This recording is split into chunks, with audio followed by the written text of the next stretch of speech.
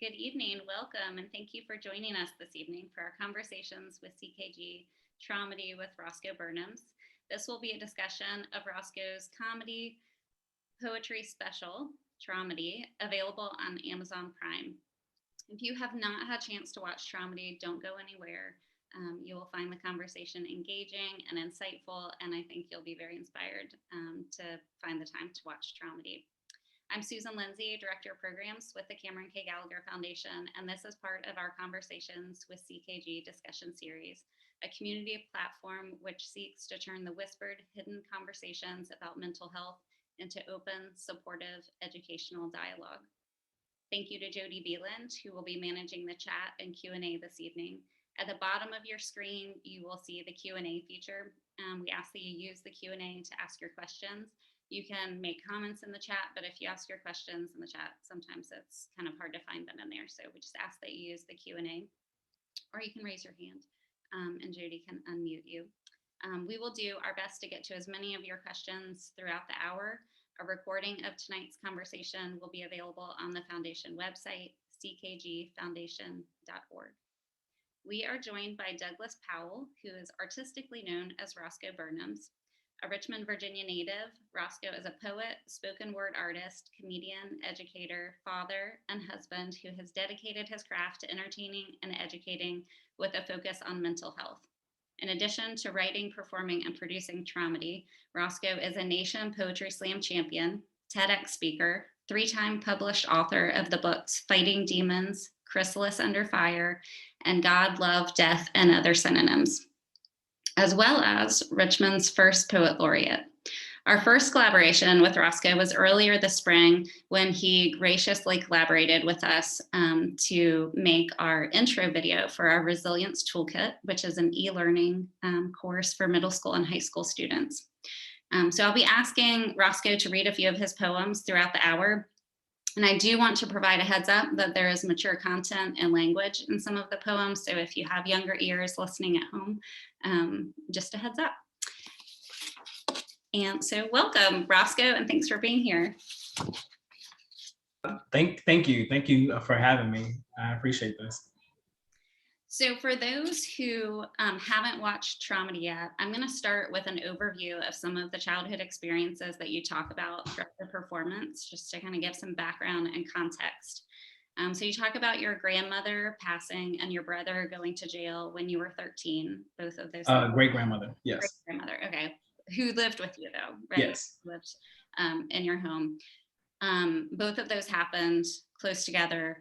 And kind of triggered a spiral into depression that led to cutting and a suicide attempt. You speak about your mom growing up in Mosby Court. And for those who are not from Richmond, who may be with us or watching later, Mosby Court is a housing project that's a really rough neighborhood. Your father left when you were 3, and you didn't see him again until you were 19 when you traveled to the prison where he was an inmate in Florida. That did not go the way that you hoped that it would.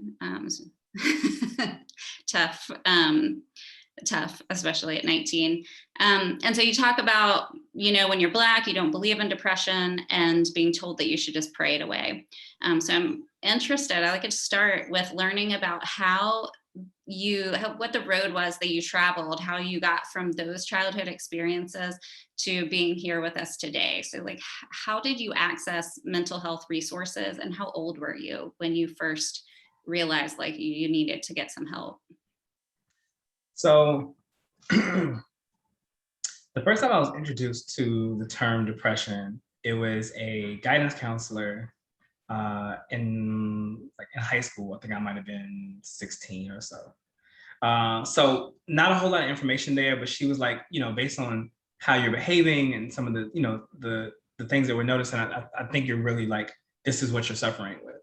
And at that time, honestly, I kind of shrugged it off. I mean, I think I held on to the term, if nothing else, but I didn't take what was happening with me serious enough. And so there was still like a handful of attempts, even throughout high school, and some very self-destructive behavior even outside of that. It wasn't until, honestly, man, it might have been like not until I had my daughter, which I I had my daughter not long after I turned 20, is when I was like, I need to figure this out. I got to really get it together. Because not that it should take somebody else necessarily for you to start, taking your own mental health seriously, but that was the kind of the starting point where I was like, I've got to figure this out. Right. Kind of like gave you a different perspective on. Very much so, and I had something else to to live for lack of a better term. You know what I mean? Like, fatherhood changed me a lot. Fatherhood changed everything. And so I had a whole different perspective on, plus I didn't want that to be her story. You know what I mean? I didn't want her to be like, yeah, my dad committed suicide when I was a kid. You know what I mean? Like, I didn't want her to have to, that to be a part of her narrative. So I wanted to get myself, I wanted to be a healthier version of me, at first for her, and then it became very much about my own well-being as well. So in all of our resources and when we talk with teens, we always recommend that they find a trusted adult to go to if they're struggling, or if they have a friend they're concerned about who may be struggling. And a trusted adult may not be a parent. A lot of times it's not. It could be a coach or a youth group leader or a teacher or counselor. Looking back, did you have trusted adults in your life as a teen? One that I could discuss like mental health issues with? Yeah. Not really. Not really. I mean, I had a couple of teachers who I had a teacher, shouts out to Miss Gardner, who was really supportive. I channeled a lot of that energy into poetry, which is kind of how I got to where I am now. That started somewhere around end of high school, and so she was the only person, youth or adult, that I felt really comfortable sharing a lot of these darker poems to really show like really what I was all the feelings that I was putting on paper. She was one of the few people that I was willing to share these vulnerable moments with, and she was somebody who was like super supportive, was there to kind of just let me vent whenever I needed to. I would leave class and and just sit with I would sit with her in her class when she had an empty classroom, or I would eat lunch in her class. Like, she was somebody I could go to just vent, chill. She would read my poetry, give me critiques. And she was one of the first ones who was like, hey, you're really talented as well. Like, and you should do this more often. So she kind of got the ball rolling in hindsight. When that counselor sat you down and was like, I think that you probably have depression, I feel like a lot of times with boys, depression can manifest as anger, but it's something that we don't talk about. Was that your experience at that age? Yeah. So, so I was already dealing with a lot of like internal issues, things that were going on at home, self-esteem things. And then I was also getting like bullied a lot, like in school. I was the weird kid who wrote poetry, and, I was a little bit of a social outcast, that kind of thing. So, but I didn't like, I wasn't the type of kid to get bullied and just kind of stay there. You know what I mean? Like, I fought back a lot. So I was in a lot of fights all through high school, which is, it's funny, or ironic, I guess. So my brother and I were going through some papers for my mom, and we found this, something that my high school gave me. It was a model student award, but it was because I finished up this intervention program. So I had gotten suspended so many times that they were going to expel me. So to, try to, like, before that happened, they put me into this intervention program. They made me take anger management. They, put me into all these different programs or whatever. And so then I completed the program and was able to go back to my regular high school. And it's just a reminder that, like, I was getting into trouble, but I was lashing out. I was, I didn't really know how to really articulate that, I'm depressed and I don't want to be here anymore because, at home is painful and being at school is painful. And I hate these things about myself. And, so I didn't know how to articulate everything that was going on with me emotionally. And so, yeah, I was lashing out at teachers. I was lashing out at students. I was lashing out at family. Me and my brother would get into it when I was younger. And, I was just a mess. And didn't really know how to say that, and didn't really feel comfortable because you couldn't be a boy and say I'm depressed, or I'm sad, I'm suicidal. I want to end it all, because those were, and forgive me, those were all female things. That's what I'm getting from my uncle, or like older male figures that are in my family. That's kind of how they treated it. I mean, that's kind of how my mom treated it. You know what I mean? Boys are supposed to be tough. Didn't really matter what you were going through. You take it on the chin. You keep pushing. Whatever. And that's just that was the climate. That was the social climate. That was the climate that we were in. And that's just how you raise boys. So even if I could have articulated, hey, this is what I'm feeling, I still wouldn't have felt comfortable with it. I didn't feel comfortable with it, even when I had the words to say so. So when you were 20 and your first daughter was born, Right. Is that when the first time you went to therapy? Well, I had tried therapy. My first time trying therapy was fresh out of high school, and it didn't last long. I was able to do it through I want to say it was a Medicaid program. I don't remember. I don't remember what insurance I had at the time, but I was able to get a few sessions through insurance, and I didn't. It didn't work. Like I didn't let it work. You know what I mean? Like I went to a guy. I didn't really feel comfortable sharing stuff with him. I didn't really know what to do in therapy. So it didn't. We barely talked.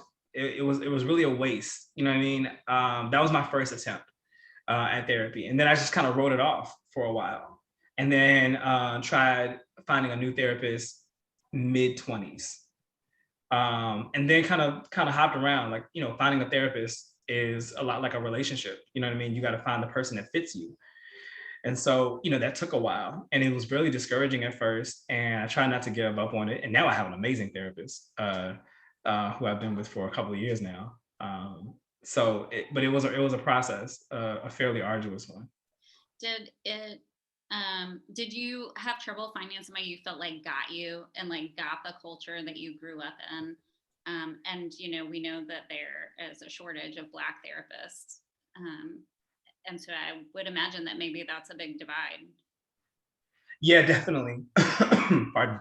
Because when I first, what I knew of therapy was, you laying on the couch and an old white man, telling you what your problems are. And that's kind of what my first experience was like. My first experience at 18 with a therapist was an older white gentleman who was very nice. You know what I mean? Like he wasn't, he wasn't, distant, or he wasn't like, trying to like just hurry up and diagnose me. He didn't seem like, he didn't care. He seemed like present in the moment, but I didn't feel comfortable. And I didn't feel like he got me. You know what I mean? It came off like a very, generalized session that didn't really feel personal to what I was experiencing, what I was going through. And so there was a disconnect there. And I jumped around, and it was very difficult finding Black therapists. There are little to no Black male therapists. And so, but I was also looking for like a Black woman at the time. That's what I grew up around. And that's who I felt comfortable talking to. And so, it took a while to kind of find the right person. Do you find as you speak up, and we're going to get into that and work with Traumedy in particular, and the content of Traumedy, but do you find as you speak up about your own mental health in such a public way that the people around you speak up also, or come to you and share like, hey, you're not alone, I've kind of been through this too? Yeah. So I actually first found that with poetry. The first time I went to an open mic and I was sharing these very vulnerable poems about how about suicide and about being depressed and being angry about my dad leaving and all this kind of stuff, just purging on stage, just all these emotional things, right? That was the first time that I had people come up to me and be like, oh man, this happened to me, and it sparks a whole conversation about shared trauma. Not that now at this age, trauma bonding I know can be kind of can be a little toxic depending on how you're attaching yourself to people, but it was nice finding a community of people who understood what I was experiencing. And so I definitely like I feel like that's huge in the process, community and having having these outlets and having these people who like identify with you is a big deal. So I want to circle back to the toxic masculinity that you kind of grew up with, though, that you talked about the notion like boys do not cry. You know, you're not shown affection in order to kind of toughen you up, and you certainly don't talk about mental health. Do you feel like that made either produced shame in asking for help, or was like just an additional hurdle in getting help? There's some shame there. I mean, between, being, being you know, cishet man and also growing up in a Christian background, all those things are very hush hush. And so it's like, you don't know how to like necessarily express those things. And it's not like uncommon. It's just it's a very cultural, I feel like it's very ingrained in the culture.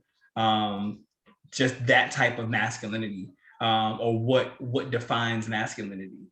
And so it's hard to kind of break through that. And there is a lot of shame that comes with it, because you go through a lot of emotions. You feel like, okay, when I'm sharing these things, but are people going to look at me as less than a man because I'm sharing these things? Or, do I have to now, like, you almost feel the need to kind of overcompensate, in some way, shape, or form, because now you've done this thing that makes you too vulnerable, and men aren't supposed to be vulnerable. But to like, even to kind of piggyback off the last question, sharing these things, while I was nervous at first and it did come with a lot of shame initially, I would get a lot of conversations afterwards from other men, especially Black men. They'd be like, yeah, I feel you. Like, I felt the exact same way. We never talked about this growing up.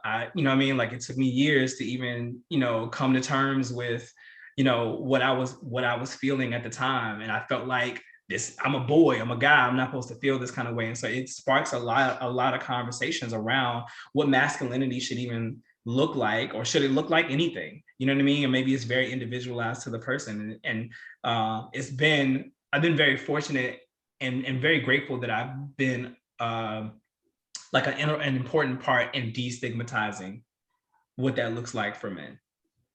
Will you read your poem for us? I Kiss My Son, because I think it's such a beautiful way that you talk about this. Of course, I love this poem. It's one of my favorites. I kiss my son on the forehead, on the cheek. He's a baby right now, but I'll kiss him the first time he pees in a potty all by himself. At 6, I'll kiss his scraped knee when a bike ride becomes a bull ride. He'll get a peck atop of his head every day before school. At 12, when the first person he puppy loves dogs him, when a flood breaks from his eyes, I will kiss him dry. At 17, I give him a kiss before prom and tell him he's gorgeous. At 18, give him a smooch right before he graduates. I kiss my son because, well, honestly, it's because kids are always kind of embarrassed when their parents kiss them, and I love embarrassing my children. I kiss my son because I kiss my daughter, but that's not a poem, because we're expected to kiss daughters, cradle, coddle, give them all the affection, but not our sons. No, we punch our sons in the shoulder, in the chest, and you man up. You go hard. You be a stone, a wall, but not like Stonewall Rebellion 1969, because that would be gay. And you know how fathers are often so scared for their sons to be gay or to be anything different than their assumptions, because we are lied to and told that gay means sensitive, or that sensitive means soft, or that soft means feminine, or that feminine means weak. Fathers are trying to chisel their sons into gargoyles, these sculptured monsters, and make concrete of their personality, their sexuality, or leave their emotions a fluid, forgotten center. I kiss my son because my mother couldn't kiss me, because my mom had to be a dad. I kiss my son because my dad was never around to kiss me or hold me or tell me I'm beautiful. Not that he would have anyway. He comes from a time where masculinity is cut from affection, and patriarchy has always pulled the strings, making men these hyper-masculine marionettes who balder their fists and grab their crotch and try to puppeteer women. Masculinity, so fragile, but held in the hands of men who only crush and violate, but not my son. He will not grow up in that crater of manhood I am still climbing out of, where the threat of emasculation is an earthquake looming around every shaky compliment, where even a hug is a tremor, where I love you is a fault line, dividing men where fathers won't even embrace their son's cheek for fear of cracking his face like crust, where the male ego gets built like a castle, but could crumble with just a kiss. Thank you. Beautiful. Thank you. So focusing on mental health, like one's own mental health, and realizing, you know, like I need to work on this. Maybe, you know, I'm drinking too much or I'm using sex in an unhealthy way. And then getting on stage and talking about those things in a very public way, those are two very different things to me. So how did you get to the point where you were comfortable getting up on stage and talking about your mental health in such a personal, vulnerable way? It was really just time. I started writing poetry as a therapeutic process. It was a way for me to get all these things that I had been bottling out into the ethos, you know what I mean? And just be able to just say, okay, this is what it is, this is what I'm experiencing. And it was cathartic. It was a cathartic process for me. And I noticed that this is helpful. This is the outlet that I've been searching for. And then I started sharing those things and saw how it had an impact on other people. Like we said before, like it sparked all these conversations. People would come up to me after open mics, after shows, and say, "Oh man, I'd never really been able to put what I've been feeling into words, and you hit the nail on the head." And they would purge. They would tell me all these things they had been going through in their childhood, everything they had been dealing with in their adulthood, and all the trauma and how they've been coping. And I saw that how it has such an impact on people, and I wanted to continue that. If I'm like, okay, well, if this is the effect it's going to have in an open mic, if this is the effect it's going to have at a show, all right, well, let's really do this. Let's really do this, and let's really have this conversation. And I'm going to be as transparent as I can be in this process, so that people know that I'm not faking the funk. You know what I mean? This is very real. And I want people to know that it's okay. The whole goal has been destigmatizing, right? Just breaking down all these ideas of what we had about what depression looks like, who suffers from it, and who doesn't, or who's comfortable talking about it. I wanted to end all of that. So Traumedy was my introduction into kind of easing people into it. Like it's a really tough topic. It makes people a little uncomfortable, but I think honestly, this blend of both spoken word and comedy kind of made people bring their guards down and really engage with it in a different way than they might have in any other setting. I totally agree. And so I'm going to jump to some of my later questions because they're about that. Just like one, how you came up with the idea of Traumedy, this combination of comedy and poetry, because I've never seen anything quite like this before. I love hearing that. So thank you for that. So did it just kind of like naturally come together, the comedy and the poetry? Because it would be very different if it was just comedy, or if it was just the poetry. It would be, because the poetry is not funny. I mean, the poetry is serious, you know, it's really not funny. The comedy is hilarious, and I found myself laughing out loud. But then, like, in the next moment, I would be holding my breath, literally holding my breath, listening to a poem. And you know, there's a quote that I just read yesterday that made me think of Traumedy. I've seen it attributed to both Oscar Wilde and George Bernard Shaw, so I'm not sure who said it, but it is, if you want to tell people the truth, make them laugh, otherwise they'll kill you. Which I was like, it's true. You say some really hard things. I mean, in the poetry, the topics, and they're very direct. And I think for some audiences, yeah, probably uncomfortable to hear. But I think the poetry, I mean, the comedy kind of softens it, you know, it's like you get us laughing, and then, you know, and then comes the poetry. Right. Um, So, you know, and in hindsight, I've always loved comedy. I tell people all the time, I was like, I don't know if it was the best decision my mother ever made or the worst, but my mom let me watch Def Comedy Jam when I was probably about 8 or 9 years old. And I should not have. I should not have been watching this. I mean, some of the best comedians that we've ever seen were birthed out of Def Comedy Jam. But I mean, those are not words you can say in your third grade, in your third grade class. Poor Miss Parrish. I was a terror after that. But I loved comedy for that reason. It could take these really tough topics. It could take any wild scenario that you probably normally wouldn't laugh at, and find the humor in it. And it didn't trivialize it. It made you think. If a comedian did it right, it made you think. You know what I mean? When you had a Robin Williams or a Richard Pryor, like, you left from that experience having a great time, but they also touched on some stuff that you're like, man, like I never really thought of that. And so that was always what spoke to me in comedy. And so now moving forward, becoming more of a performer and deciding that I wanted to be a career poet and travel and perform and all that, comedy was something that I brought with me to every show. Now, I don't know if I wasn't necessarily weaving it as well as I did it in Traumedy, but it was cool just to, you crack a joke here and there, you kind of, play around with the audience, just to kind of warm them up a little bit, and then boom, here's some poems.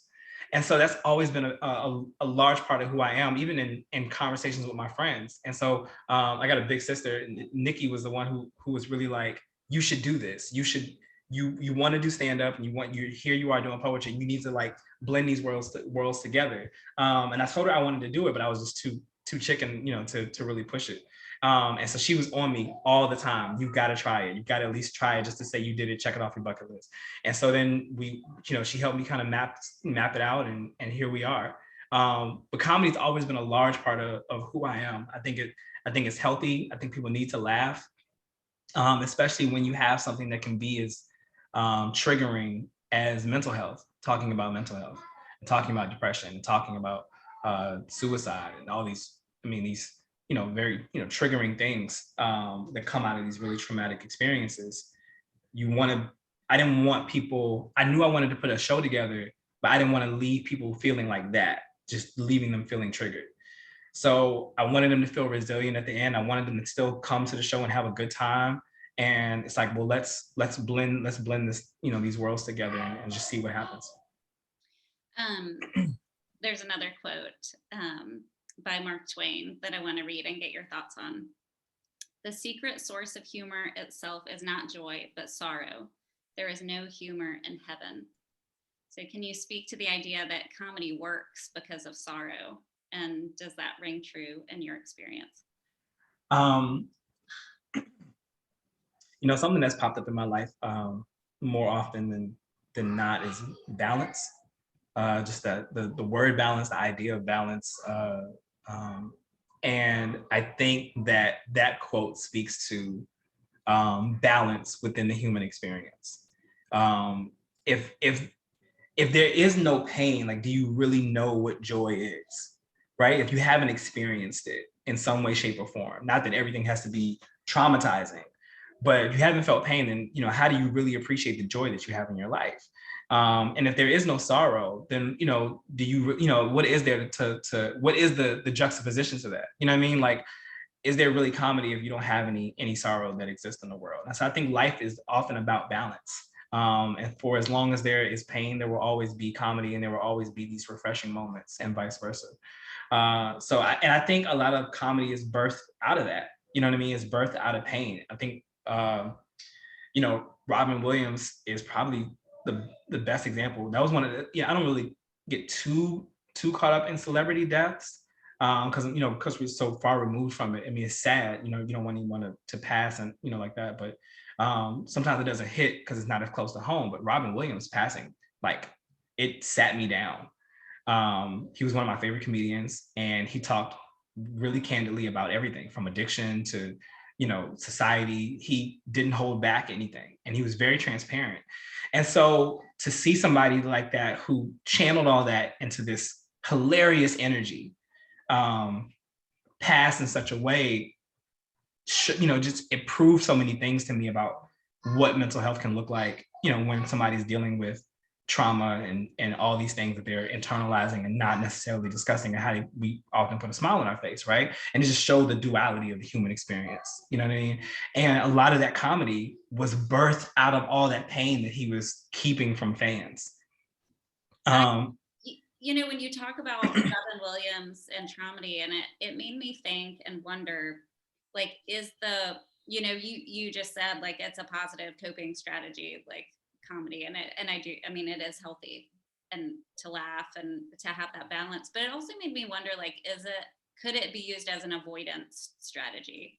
Oh, definitely. And I think anything can. I think what we know about addiction now is that anything can become an addiction, right? And addiction is avoidance, right? You attach yourself to this thing because it makes you feel good, but you're also trying to, like, get away from all the stuff that's making you feel bad, right? It's why people drink. It's why people do drugs. It's why people, I talk really candidly about, having a sex addiction coming, like as a young adult. Still a little weird to say that. Also, my mom has watched Traumedy, so that was a hard conversation afterwards, just a little bit. But it's this thing that makes you feel good, but it keeps you from having to deal with all the other stuff. So I think anything can be, almost anything can be can be used in an unhealthy way.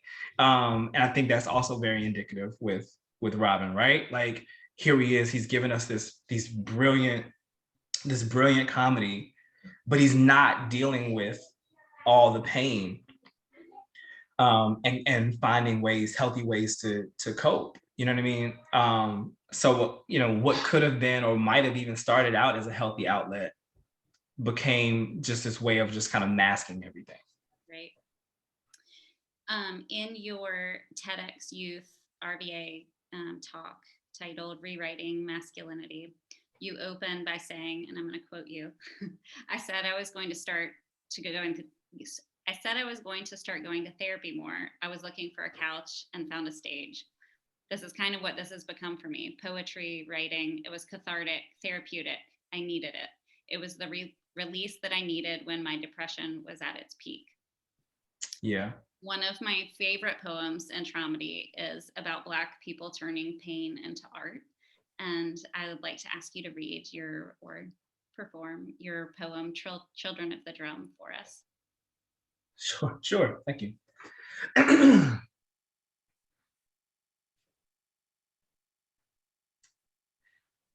Jazz singer Ma Rainey said, "White folks hear the blues come out, but they don't know how it got there.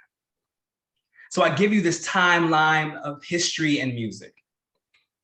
We went from drum call to call for freedom, from plucking on banjos to bondage on a ship, from djembes to Django. We are survivors, and here we are crashed like cymbals on a soil of tobacco, cotton, sharecropping fingers, coarse like their hair, or coarse like the lashes on their back, coarse like their pain, harmonized in the key of trauma, or traumatized to the harm of being a minority, looking for the freedom notes, the slave song rebellion anthem mapping north like a Union soldier's bugle singing a Negro spiritual, like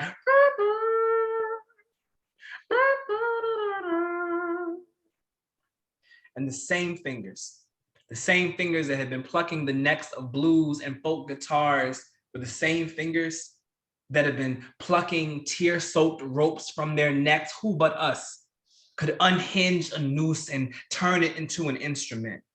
go through hell and make gospel, like fire, shut up in the bones of a burning cross and then baptize themselves in a colored fountain. I mean, who but the Negro could fry up a Jim Crow and feed a nation revolution to the symphony of that iron hand bigot called America, the pop of gunshots like police batons and snares, snared justice in the teeth of police dogs who but colored folk could find rhythm in a riot, make a Motown out of a march, put up a functified soul fist for freedom, and then when the soul need a break beat, we bass boom, crack walls, crack glass ceilings, while crack babies are getting born in a concrete existence, and we pump up the volume and the veins. Who but blacks could use needles to spin back the hands of time and scratch the surface of a broken history? Who but descendants of slaves, now only slaves to a rhythm, could take centuries full of suffering and make genres full of joy and rising sounds like black notes on a white page, and they want to know how it got there. But we have always taken all the off key that we've been given to make a resilient medley, and they want to hit the notes, they want to silence the notes, they want to dead the notes. But it is said that you can kill a revolutionary, but you can't kill the revolution. Well, when you are children of the drum, people can stop the heart, but they can't ever stop the beat. Thank you. Thank you. I should pause. We had a question after the first poem. I could one about where to find that. So are they these two poems in one of your three books? And if yes, okay, so both Kiss and Children of the Drum are in the book Chrysalis Under Fire. So that is available on Amazon. And you can also hear them both in Traumedy. Do you consciously and actively practice mental wellness, self-care in ways other than writing and performing? And if so, what are those practices? So I go to therapy. I think I see my therapist probably about twice a month. And I try to find some me time. I'm notorious for stretching myself really thin, not really setting a lot of boundaries. And so, which causes me to, be ridiculously stretched out, to say the least. And so I've mapped out times for myself, whether it's just sitting and writing or sitting and watching a show. I'm making sure that I'm working out a few times a week. My physical health is really important. I make sure that I'm grounding and getting some sunlight. I'm a giant plant, and so I need I need air, sunlight, and I'm a country boy, so I need my feet in some dirt every once in a while. Like I need to just kind of get out and kind of be outside and enjoy that. So I find different ways to work some peace into my day. What advice would you give for any teens who are listening or who may be watching or who are struggling that you wish you had been given when you were a teen? Okay, so advice that I wish I had been given when I was a teen. So the first thing is find an outlet that you love. It doesn't have to be poetry. It could be whatever you want. You know what I mean? My daughter is a bit of a visual artist and a writer. My wife enjoys reading a lot. My son, he wants to be outside. He wants to play different sports, all that kind of stuff. So like this, whatever it is that brings you joy, provided that it's healthy and it's not harming anyone. Find that outlet. You need an outlet. And then know that it's what you're feeling is normal. It's not this weird thing that you have to keep, sweep under the rug, and you have to, you can't talk to anybody about it. You can't mention it, or, these things happen. These feelings exist, and better to be transparent and open about them now, before they manifest into something dangerous later. So knowing it was okay was huge for me, because I didn't know that growing up. So I bottled and hid and had all these very unhealthy ways to cope, because I was too ashamed to have honest conversations about it. And so I wish early on somebody had been like, it's okay. You don't feel okay now, and that's okay. and then introduce me to healthy ways to deal with that, or present me to resources where I could find a way to move through this in a way that wasn't self-destructive. That's excellent advice. Thank you. Can you let us know what's coming up in the world of Roscoe Burnems that we should know about? Oh man, what's coming up? So we recorded another poetry and comedy special. This one is centered more around fatherhood and the Black experience. Some of the nuances that come with parenting when you are living in a country where you don't always feel safe, and how to raise children in that environment. So still some mental health talk in there, because we're talking about trauma from on a broader scale culturally. So that's going to be released next year, probably around Father's Day. It's called My Life as a Black Dad.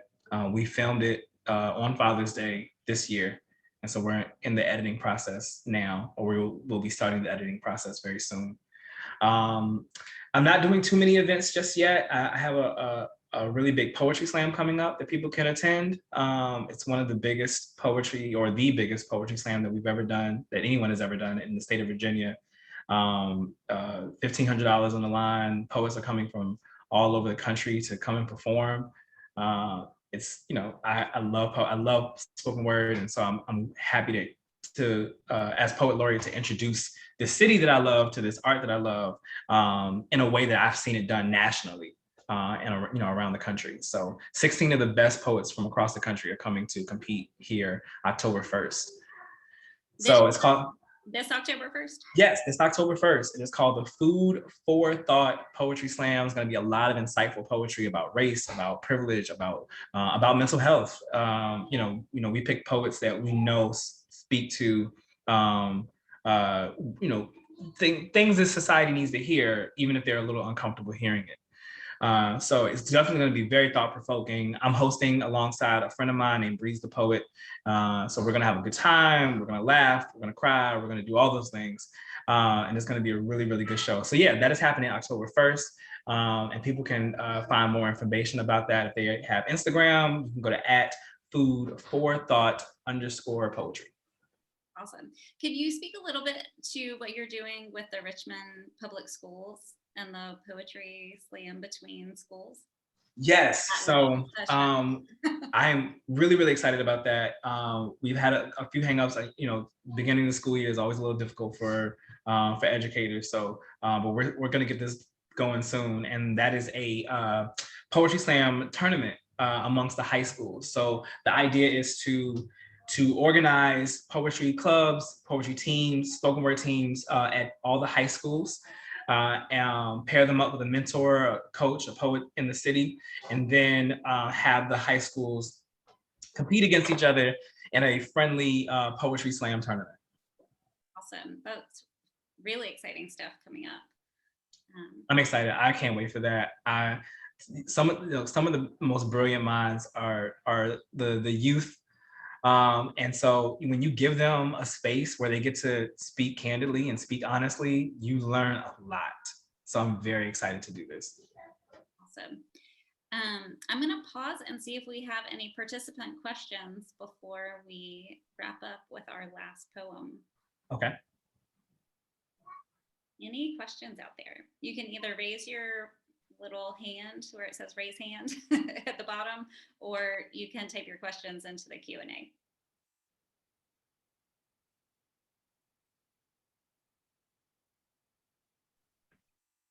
Yes, we are recording, and a recording will be available I will send out an email to all registered participants with the link, and then it will also be available on ckgfoundation.org. And I think we have a couple raised hands. Awesome. Jody. April is, I've unmuted you, April, if you want to go ahead and ask your question. I just wanted to say, I thought the poem about kissing the boy's head was absolutely amazing. And I just wanted to say Thank you for that. It was just so, so, so good. And wondered if we could get a copy of the poem or if there's a place that we could purchase a copy of that poem. I think it was just amazing. Yes. So thank you so much. I really appreciate it. It's one of my favorite pieces, particularly about my son.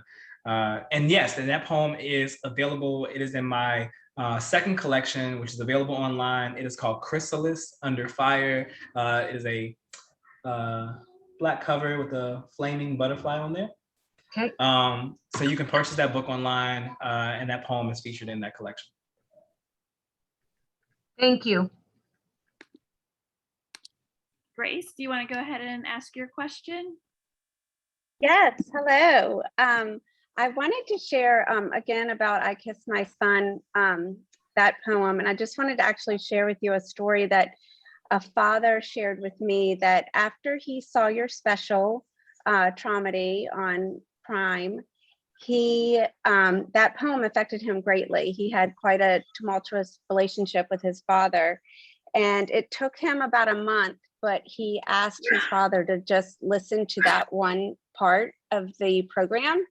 And it has changed the trajectory of their relationship in a very positive way, in a way that he wasn't sure would ever happen. And he would have many regrets for not kind of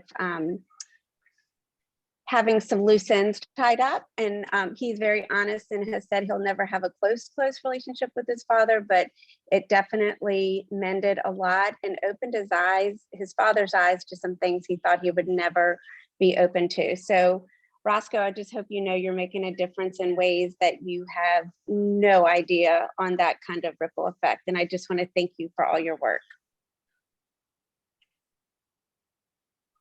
Not expecting that. Oh man, that is amazing. That's an amazing story, and I am at a loss for words. But that's beautiful. I mean, that's the point of this all, right? It's like you want to you want to reach people and see people change and for the better. So I hope their relationship continues to grow. And I'm happy that I could be a part of that. The amazing thing about being so open and public and vulnerable is that you'll never know how many people that you have impacted in that sort of way, because it just goes on and on and on. Yeah. I see one in the... Cutting onions in here. How do we get tickets for October 1st? Oh, so I can throw the link in the chat, and they can go to the link and purchase tickets. And then there's also a link on the IG page, or if you're on Facebook, you can you can search for the Food for #4 Thought Poetry Slam. All these things are, of course, online and social media is the wave now. So yeah, I will include that link in our follow-up email that we send out to registered participants too. So you can look for the link in that email as well. Awesome. Any other questions or comments?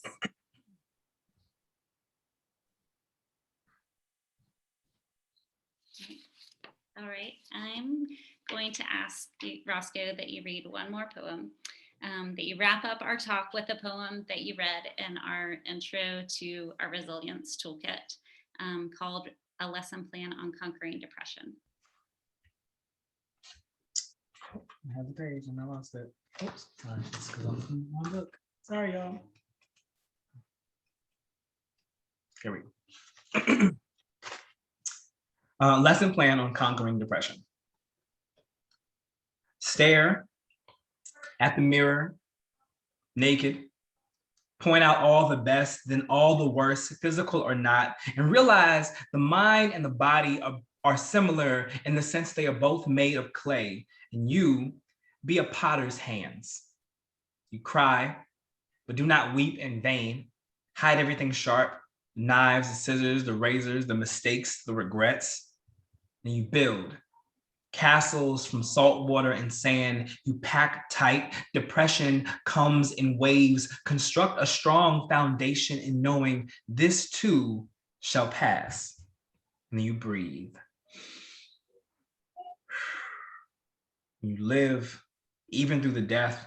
You lie to the lies. You make them believe they can be real boys someday. You tell them every time their nose grows, they are 1 inch closer to cutting the strings. And you repeat, I am not depressed. Depression is death. And I am alive. I live. And you love, you be honest. You be honest to love. You love honestly. You let your honest loves love you. You stare at the sky when you walk. Now it may be grimace and gasp on the first attempt because self-esteem has been a pinched nerve. Patience heals. And then you breathe.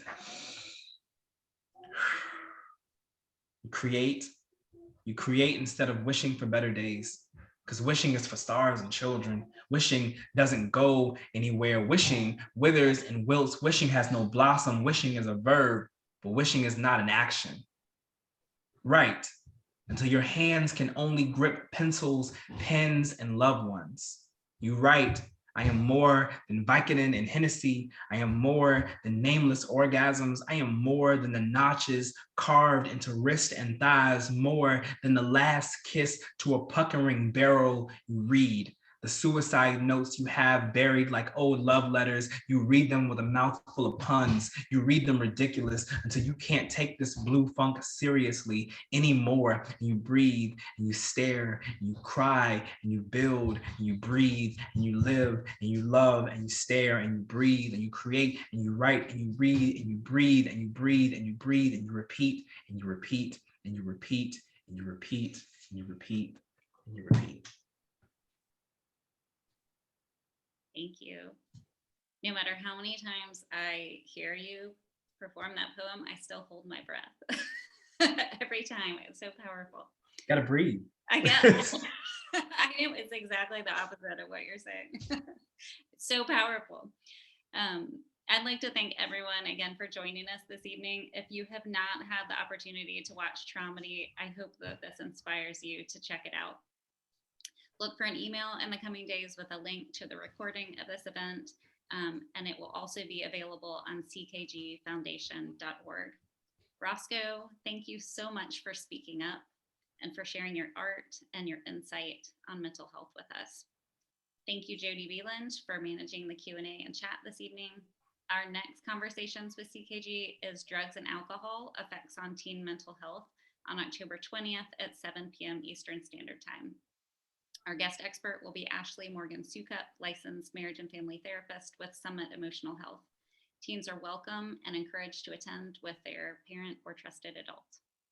So thank you again to everyone, and I hope you have a great evening. Thank you guys. I appreciate this.